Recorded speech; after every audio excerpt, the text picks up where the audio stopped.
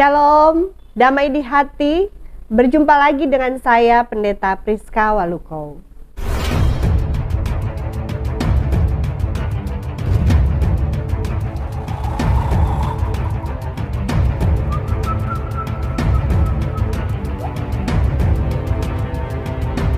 Saudara-saudara yang diberkati Tuhan, marilah kita membaca firman Tuhan yang menjadi perenungan kita warga Gemim di penghayatan Minggu Sengsara yang keempat, yang terambil dalam Injil Markus pasal 6 ayat 14-29. Sebelum membaca dan merenungkan firman, marilah kita berdoa. Bapa di sorga, kami memuji dan memuliakan Dikau atas kasih kemurahan-Mu bagi kami, sehingga kami boleh ada sebagaimana kami ada. Kami hendak membaca dan merenungkan firman-Mu. Tolong kami ya Roh Kudus, sehingga kami boleh mengerti firman Tuhan, terlebih melakukannya dalam hidup ini sebagai bentuk ketaatan kami kepadamu ya Tuhan kami. Pakai hamba yang terutus ini untuk menjadi berkat bagi semua yang mendengarkan firman. Di dalam nama Yesus kami melakukan firman dalam ketaatan. Amin. Injil Markus pasal 6 ayat 14-29 dalam perikop Yohanes Pembaptis dibunuh. Raja Herodes juga mendengar tentang Yesus, sebab namanya sudah terkenal dan orang mengatakan Yohanes Pembaptis sudah bangkit dari antara orang mati, dan itulah sebabnya kuasa-kuasa itu bekerja di dalam dia. Yang lain mengatakan dia itu Elia, yang lain lagi mengatakan dia itu seorang nabi, sama seperti nabi-nabi yang dahulu. Waktu Herodes mendengar hal itu, ia berkata, "Bukan, dia itu Yohanes yang sudah kupenggal kepalanya, dan yang bangkit lagi." Sebab memang Herodeslah yang menyuruh orang menangkap Yohanes dan membelenggunya di penjara, berhubung dengan peristiwa Herodias istri Filipus saudaranya, karena Herodes telah mengambilnya sebagai istri. Karena Yohanes pernah menegur Herodes, "Tidak halal engkau mengambil istri saudaramu." Karena itu Herodias menaruh dendam pada Yohanes dan bermaksud untuk membunuh dia, tetapi tidak dapat, sebab Herodes segan akan Yohanes, karena ia tahu bahwa Yohanes adalah orang yang benar dan suci, jadi ia melindunginya. Tetapi apabila ia mendengarkan Yohanes, hatinya selalu terombang-ambing, namun ia merasa senang juga mendengarkan dia. Akhirnya tiba juga kesempatan yang baik bagi Herodias, ketika Herodes pada hari ulang tahunnya mengadakan perjamuan untuk pembesar-pembesarnya, perwira-perwiranya, dan orang-orang terkemuka di Galilea. Pada waktu itu, anak perempuan Herodias tampil lalu menari, dan ia menyukakan hati Herodes dan tamu-tamunya. Raja berkata kepada gadis itu, "Minta daripadaku apa saja yang kau ingini, maka akan kuberikan kepadamu." Lalu bersumpah kepadanya, "Apa saja yang kau minta akan kuberikan kepadamu, sekalipun setengah dari kerajaanku." Anak itu pergi dan menanyakan ibunya, "Apa yang harus kuminta?" Jawabnya, "Kepala Yohanes Pembaptis." Maka cepat-cepat ia pergi kepada raja dan meminta, "Aku mau, supaya sekarang juga engkau berikan kepadaku kepala Yohanes Pembaptis di sebuah talam." Lalu sangat sedihlah hati raja, tetapi karena sumpahnya dan karena tamu-tamunya, ia tidak mau menolaknya. Raja segera menyuruh seorang pengawal dengan perintah supaya mengambil kepala Yohanes. Orang itu pergi dan memenggal kepala Yohanes di penjara. Ia membawa kepala itu di sebuah talam dan memberikannya kepada gadis itu, dan gadis itu memberikannya pula kepada ibunya. Ketika murid-murid Yohanes mendengar hal itu, mereka datang dan mengambil mayatnya lalu membaringkannya dalam kuburan. Demikianlah firman Tuhan. Yang berbahagia adalah kita yang merenungkan, memelihara, dan melakukan firman. Saudara-saudara yang diberkati Tuhan, damai dan sukacita dari Roh Kudus menjadi bagian saudara, dimanapun saudara berada di saat ini. Bacaan kita terambil dalam Injil Markus 6 ayat 14-29. Bacaan ini juga dicatat oleh Matius dalam Matius 14 ayat 1-12 dan Lukas dalam Lukas 9 ayat 7-9. Penulis Injil Markus adalah Yohanes Markus, rekan Petrus dan juga keponakan Barnabas. Hal ini disepakati oleh tradisi gereja mula-mula. Dengan demikian, meski Markus bukanlah seorang dari 12 rasul atau murid Yesus, tetapi Injil yang ia tuliskan sudah berotoritas rasul, karena Markus menulis Injil ini secara teliti berdasarkan apa yang diingat oleh Rasul Petrus mengenai perkataan-perkataan dan perbuatan Yesus yang disaksikan secara langsung oleh Petrus saat ia bersama-sama dengan Yesus. Injil Markus adalah Injil yang paling singkat dari keempat kitab Injil dalam Alkitab, yakni hanya terdiri dari 16 pasal. Penerima Injil Markus adalah orang non-Yahudi Kristen di Roma, yang saat itu yakni sekitar tahun 60-an Masehi, sedang mengalami penganiayaan kejam di bawah pemerintahan Kaisar Nero.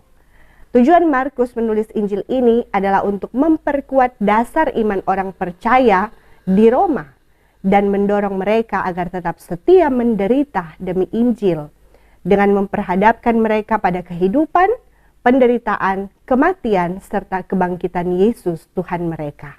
Adapun susunan isi Injil Markus terdiri dari pendahuluan singkat di pasal 1 ayat 1 sampai 13, kemudian masuk pada cerita tentang pelayanan Yesus di Galilea di pasal 1 ayat 14 sampai pasal 9 ayat 50, lalu menunjukkan perjalanan Yesus ke Yerusalem di pasal 10, tentang pelayanan Yesus di Yerusalem hingga puncaknya pada penyaliban Yesus di pasal 11 sampai 15, hingga kebangkitannya dan kenaikannya ke surga di pasal 16. Adapun yang menjadi bacaan kita terdapat di pasal 6 ayat 14 sampai 29 yang masuk dalam kisah pelayanan Yesus di Galilea. Saudara, Galilea adalah tempat di mana Yesus memulai pelayanannya. Di sana Yesus juga memanggil murid-muridnya yang pertama hingga lengkap 12 orang muridnya dan mulai mengabarkan Injil. Dalam khotbahnya di sana ia menggambarkan kerajaan sorga dalam bentuk perumpamaan. Di sana ia juga membuat mujizat-mujizat seperti membangkitkan anak perempuan Yairus, memberi makan 5.000 orang. Di sana juga terjadi peristiwa Yesus berjalan di atas air, hingga peristiwa Yesus dimuliakan di gunung. Saudara, dengan semua yang Yesus lakukan di Galilea saat itu, tentulah Yesus telah menjadi orang yang terkenal, atau bisa dikatakan viral, karena ia telah menjadi pusat perhatian banyak orang. Bahkan kepopuleran Yesus sampai ke penguasa wilayah Galilea saat itu, yakni Raja Herodes. Herodes di sini adalah Herodes Antipas, anak Herodes Agung, yang berkuasa saat Yesus lahir. Herodes Agung ini juga yang memerintahkan pembunuhan anak-anak yang berusia 2 tahun ke bawah. Adapun Herodes Agung memiliki banyak anak dan diantaranya adalah Herodes Antipas. Herodes Antipas dalam bacaan kita secara sah bukanlah seorang raja, melainkan seorang tetrak yang berarti penguasa suatu daerah atau juga disebut raja wilayah. Dan saat itu Herodes Antipas menguasai wilayah Galilea. Karena itu ia sering disebut raja sebagai sebuah gelar kehormatan. Ayat 14 sampai 15 bacaan kita menunjukkan bahwa Herodes pun mendengar tentang Yesus dan apa yang orang-orang katakan tentang siapa Yesus. Ada yang mengatakan Yesus adalah Yohanes Pembaptis, ada juga yang mengatakan Yesus adalah Nabi Elia dan salah seorang nabi-nabi dahulu. Ayat 16 adalah pernyataan Herodes tentang siapa Yesus. Bagi Herodes, Yesus adalah Yohanes Pembaptis yang sudah dia penggal kepalanya dan kemudian bangkit lagi. Ayat 17 menunjukkan peristiwa penangkapan Yohanes Pembaptis hingga dipenjara oleh perintah Herodes. Karena Herodes marah kepada Yohanes Pembaptis yang berani menegur Herodes karena mengambil Herodias, istri saudaranya sendiri Filipus, untuk dijadikan istrinya. Bahkan diketahui bahwa demi memperistri Herodias, Herodes menceraikan istrinya yang bernama Phasaelis, putri Aretas IV yang adalah raja Nabatea Arab. Maka ayat 18 menunjukkan teguran tegas Yohanes Pembaptis kepada Herodes yang dengan berani menegur sang penguasa wilayah yang disebut raja itu dengan kalimat tidak halal engkau mengambil istri saudaramu. Dalam hukum perjanjian lama, aturan ini dengan jelas telah tertulis dalam Imamat 18 ayat 16 dan Imamat 20 ayat 21 tentang hukum kekudusan perkawinan dan hukum kekudusan umat Tuhan. Pernikahan seperti ini jelas adalah pernikahan yang tidak dikehendaki Tuhan. Saudara, Yohanes Pembaptis sungguh telah menjalankan tugasnya dengan benar untuk menyadarkan orang akan dosanya. Ia berani menegur orang besar sekelas raja, sekalipun keselamatannya terancam, karena tegurannya kepada Herodes menyebabkan ia dibunuh dengan sangat kejam, yakni dipenggal kepalanya. Namun kematian Yohanes Pembaptis menjadi contoh orang yang dalam melakukan kebenaran tidak takut kepada manusia, tetapi hanya takut kepada Tuhan. Sebagaimana ajaran Yesus dalam Matius 10 ayat 28. Dan janganlah kamu takut kepada mereka yang dapat membunuh tubuh, tetapi yang tidak berkuasa membunuh jiwa. Takutlah terutama kepada Dia yang berkuasa membinasakan baik jiwa maupun tubuh di dalam neraka. Selanjutnya ayat 19-20 menunjukkan bahwa Herodias dikuasai dendam terhadap Yohanes Pembaptis karena menegur Herodes yang memperistri dirinya. Karena dendamnya, muncul rencana pembunuhan dalam hatinya, sehingga tentulah Herodias mencari-cari cara untuk membunuh Yohanes Pembaptis. Tetapi rupanya tidak bisa, karena Yohanes adalah tahanan Herodes. Dengan demikian Yohanes Pembaptis dalam pengawasan dan juga dilindungi Herodes. Di bagian ini juga disebutkan bahwa Herodes menyegani Yohanes Pembaptis, karena ia tahu bahwa Yohanes ini adalah orang benar dan suci. Dan di satu sisi, ia senang mendengar Yohanes berbicara, tetapi di sisi lain, teguran Yohanes kepadanya juga mengombang-ambingkan hatinya. Ayat 21 menunjukkan bahwa Herodias mendapat kesempatan yang baik untuk membunuh Yohanes Pembaptis. Namun tentu ini dari sudut pandang Herodias, perempuan yang licik dan jahat, yang telah menanti-nanti saat untuk membunuh Yohanes Pembaptis. Tetapi melihat dari kacamata iman, harus diyakini bahwa pembunuhan Yohanes Pembaptis sudah ditetapkan Tuhan dan dalam izin Tuhan. Karena tanpa izin Tuhan, Yohanes Pembaptis tidak akan bisa dibunuh. Herodias mendapat kesempatan itu saat perayaan ulang tahun Herodes, di mana Herodes mengadakan perjamuan dengan mengundang para pembesar, para perwira, dan orang-orang terkemuka di Galilea. Ayat 22 menampilkan tampilnya anak perempuan Herodias dan menari di hadapan Herodes dan tamu-tamunya. Meski secara etika, anak pembesar tidak patut tampil menari di hadapan tamu, karena itu adalah tugas budak istana. Tetapi ibunya memanfaatkan keadaan dengan menyuruh anaknya tampil menari untuk merebut hati Herodes dan tamu-tamunya. Adapun anak perempuan ini merupakan anak perempuan Herodias dengan suami pertamanya. Berdasarkan sejarah, nama anak ini adalah Salome. Nama Salome dari bahasa Ibrani dari kata shalom yang berarti damai. Memang telah membawa damai bagi Herodes dan tamu-tamunya saat ia tampil menari di hadapan mereka. Tetapi secara karakter, Salome tidaklah membawa kedamaian karena justru ia menjadi alat Herodias sehingga terjadilah pembunuhan tragis atas Yohanes Pembaptis. Ayat 23-25, ayat 27 dan 28, Herodes memberi Salome kesempatan meminta apa saja darinya, bahkan bersumpah akan memberikan apa saja yang Salome minta, hingga setengah kerajaan akan ia berikan. Maka atas hasutan ibunya yang dikuasai dendam kepada Yohanes Pembaptis, ia meminta kepala Yohanes Pembaptis di sebuah talam atau baki. Saudara, bayangkan betapa sadisnya anak perempuan yang bernama Salome ini.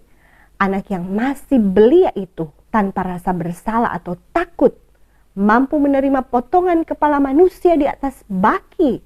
Bahkan kepala ini adalah kepala dari seorang nabi terbesar yang telah mempersiapkan jalan untuk Yesus Kristus Sang Mesias dan Juru Selamat.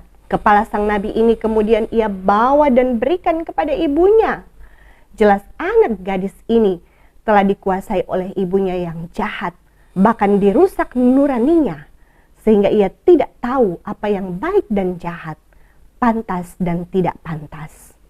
Ayat 26 menunjukkan permintaan Herodias menyebabkan hati Herodes sangat sedih. Tetapi ia tidak bisa menolak karena telah terikat sumpahnya.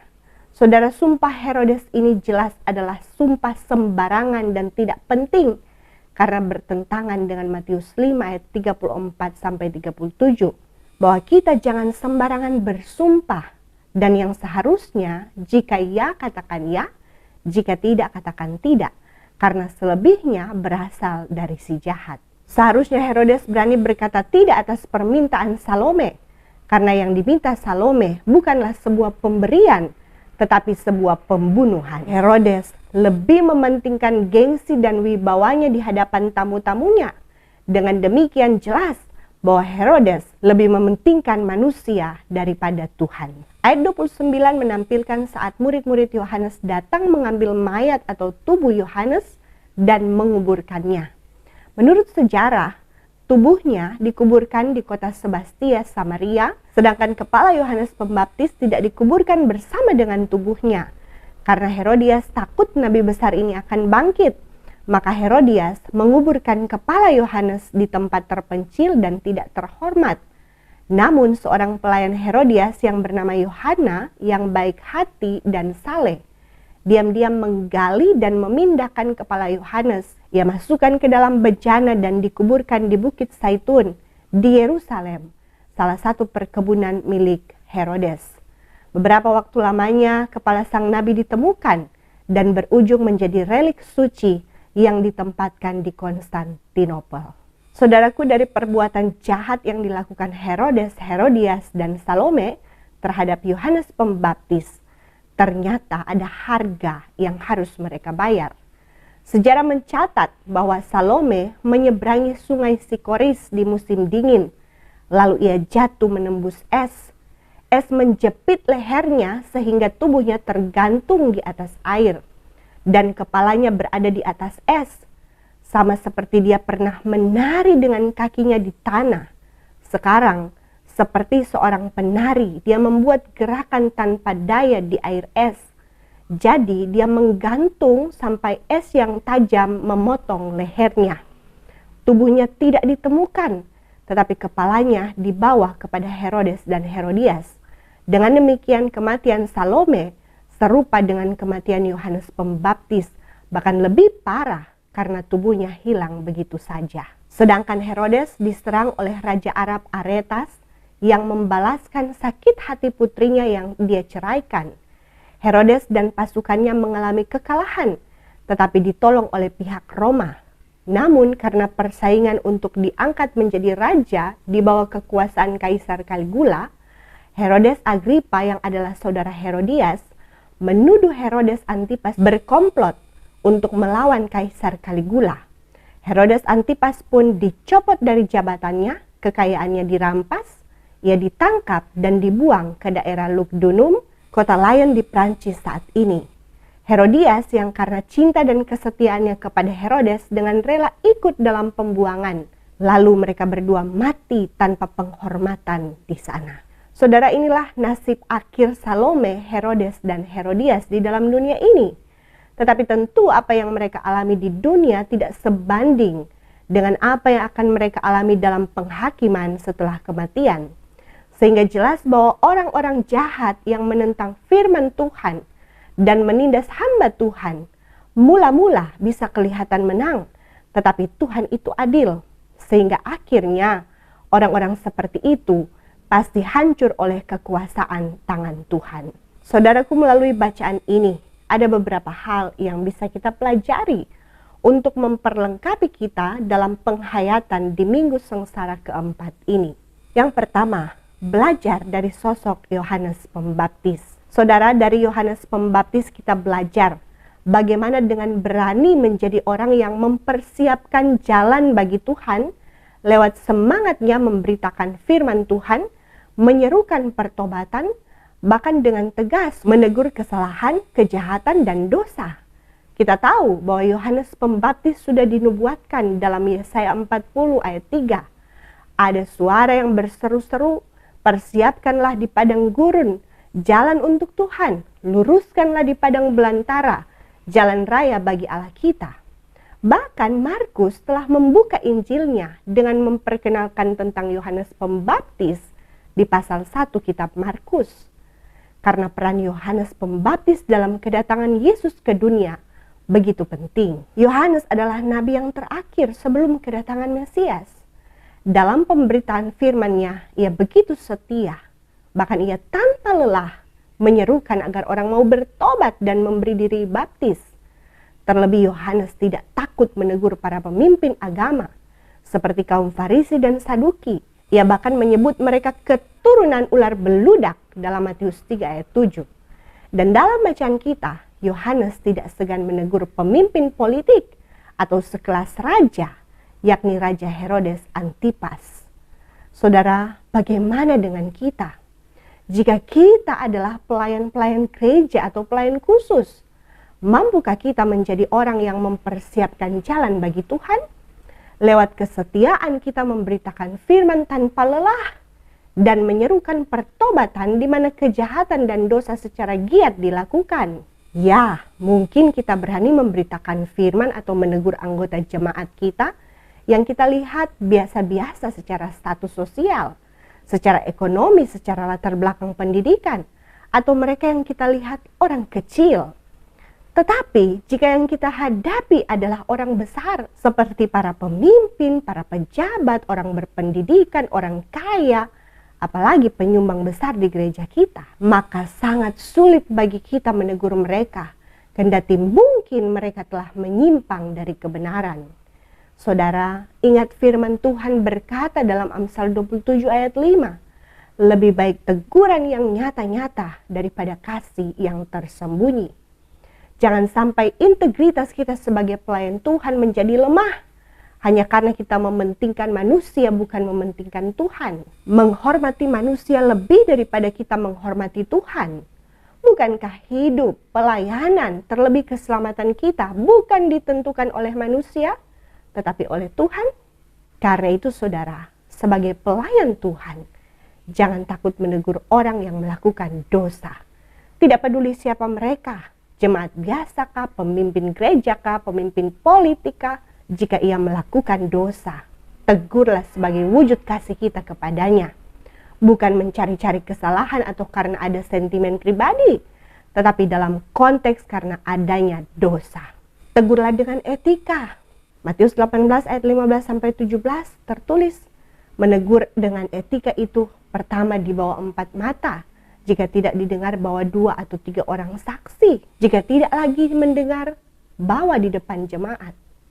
Ada juga etika menegur dengan cara-cara yang cerdas, seperti Nabi Nathan yang menegur Daud dengan menggunakan perumpamaan tentang orang kaya yang mengambil satu-satunya domba milik orang miskin dalam 2 Samuel 12 ayat 1-15. Lewat perumpamaan itu, kita lihat Daud kemudian menyesal. Tetapi jika memang cara-cara demikian pun tidak digubris, maka teguran yang keras patut diberikan. Meski kita juga harus menyadari ada orang-orang yang disebut bebal yang memang diciptakan untuk binasa. Sehingga sekeras apapun teguran diberikan, mereka tidak akan pernah mau mendengar dan bertobat. Karena itu saudara, mari jadilah pelayan Tuhan yang memiliki hikmat dan keberanian dalam memberitakan firman Tuhan, termasuk menyampaikan teguran-teguran akan dosa. Meski firman itu keras dan mungkin menyinggung perasaan jemaat, tetaplah beritakan firman dengan hati teguh, agar kita sungguh mempersiapkan jalan bagi kedatangan Tuhan kembali, dan orang-orang yang mau menerima teguran firman dan bertobat akan mengalami kehidupan kekal. Sebaliknya yang tidak mau menerima teguran firman dan tidak mau bertobat akan mengalami kebinasaan kekal saat Tuhan datang kembali. Yang kedua, hindarilah amarah dan dendam dengan menjaga hati. Saudara, dari bacaan ini kita melihat betapa jahatnya manusia yang dikuasai amarah dan dendam, sebagaimana yang dilakukan Herodes dan Herodias. Karena amarah, maka Herodes membelenggu Yohanes dalam penjara. Karena dendam, maka Herodias menjadi tidak tenang. Ia mulai merancang-rancang kejahatan, mencari-cari saat tepat untuk melakukan pembalasan. Ia bahkan menghalalkan segala cara hingga akhirnya menjadi otak sebuah pembunuhan sadis. Herodias bahkan mengorbankan anaknya karena ambisi dan dendamnya. Sebagai seorang ibu, tetapi ia mendidik anaknya dalam kejahatan. Bahkan ia merusak nurani anak gadisnya, sehingga anak gadisnya tidak lagi punya hati nurani. Begitu bejat dan sadis. Saudara pengamsal berkata, jagalah hatimu dengan segala kewaspadaan, karena dari situlah terpancar kehidupan. Maka pentinglah bagi kita untuk menjaga hati kita, karena amarah dan dendam pastilah dimulai dari hati. Hati yang iri, dengki, sombong, orang Manado bilang hati busuk. Orang dengan penyakit hati seperti ini harus hati-hati, karena pasti gampang terserang amarah dan dendam. Dari hati yang jahat maka akan timbul negative thinking, mudah tersinggung dan akan mulai bertindak melakukan perbuatan-perbuatan jahat untuk melampiaskan amarah dan dendamnya. Mulai dari perbuatan-perbuatan menjatuhkan orang lain, mulai pakai medsos untuk ujarkan kebencian, sebarkan hoax, melakukan pembunuhan karakter lewat fitnah-fitnah, dan tindakan paling fatal bisa-bisa dia membunuh saudara. Kalau sudah begini, tentu harus siap berhadapan dengan hukum, karena kita ada di negara hukum. Saudara, ingat bahwa Roh Kudus bisa bekerja dalam hati kita melalui kata hati atau yang kita sebut nurani. Saat kita melakukan dosa, nurani kita akan bersuara bahwa kita sudah salah, kita harus bertobat, kita harus kembali ke jalan yang benar. Di sinilah saudara seharusnya kita bertindak untuk bertobat dan berbalik kepada Allah. Tetapi jika saat melakukan dosa kita tidak lagi punya rasa salah, takut, bahkan nyaman-nyaman saja, hati-hati saudara, jangan-jangan kita telah menjadi Herodias dan Salome, orang-orang yang buta hati dan perasaan, karena tidak lagi punya hati nurani. Karena itu, mari jaga hati kita dari amarah dan dendam. Isi hati kita dengan buah-buah roh yang akan kita alami dalam tuntunan Roh Kudus. Ketika kita rajin beribadah, berdoa dan baca Alkitab, terlebih mampu berbenah diri setiap mendengar firman, tidak mengeraskan hati saat firman menegur kita atau menyinggung kita. Dengan demikian, hati kita akan dipenuhi kedamaian dan menjadi pembawa damai di mana kita berada. Yang terakhir, jangan mengulangi kesalahan Herodes sebagai seorang pemimpin. Saudara, dari Herodes kita belajar bahwa sebagai seorang pemimpin yang seharusnya membawa keadilan dan kebenaran, tetapi pada kenyataannya ia tidak mampu bertindak adil dan benar hanya karena hawa nafsu dan gengsinya. Meski ia tahu tentang kebenaran, tetapi ia tidak melakukan yang benar.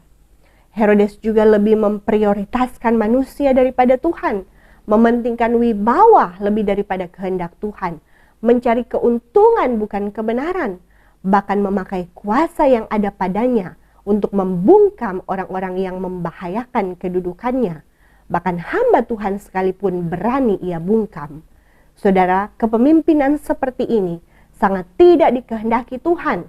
Saudara, adakah kita di posisi Herodes? Yakni saat kita memanfaatkan kekuatan, kekuasaan, dan jabatan kita untuk keuntungan diri dan tega merugikan orang lain, menyingkirkan orang lain, menindas sesama.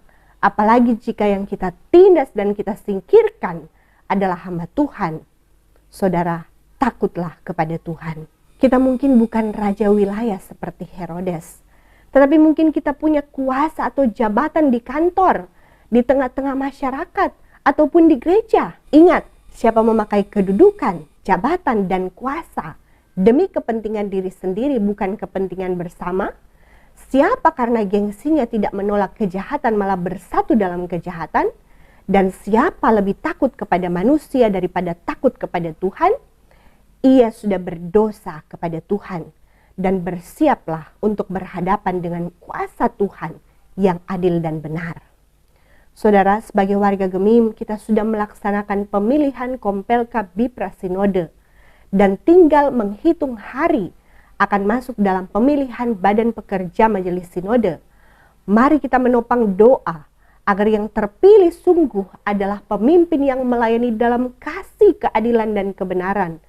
tidak akan goyah oleh kekuasaan, jabatan, dan popularitas, tetapi yang punya integritas sebagai hambanya Tuhan Yesus, bukan hamba pemimpin politik, bukan hamba kaum intelek, bukan hamba orang kaya.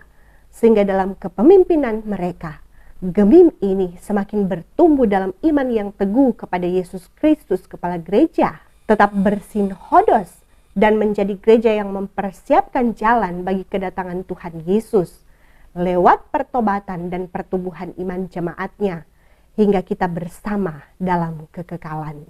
Saudara, di minggu sengsara keempat ini, mari berbenah hidup yang dimulai dari berbenah hati dengan belajar dari Yesus Tuhan dan Juru Selamat kita. Bagaimana Ia yang adalah Tuhan merendahkan diri menjadi sama dengan manusia.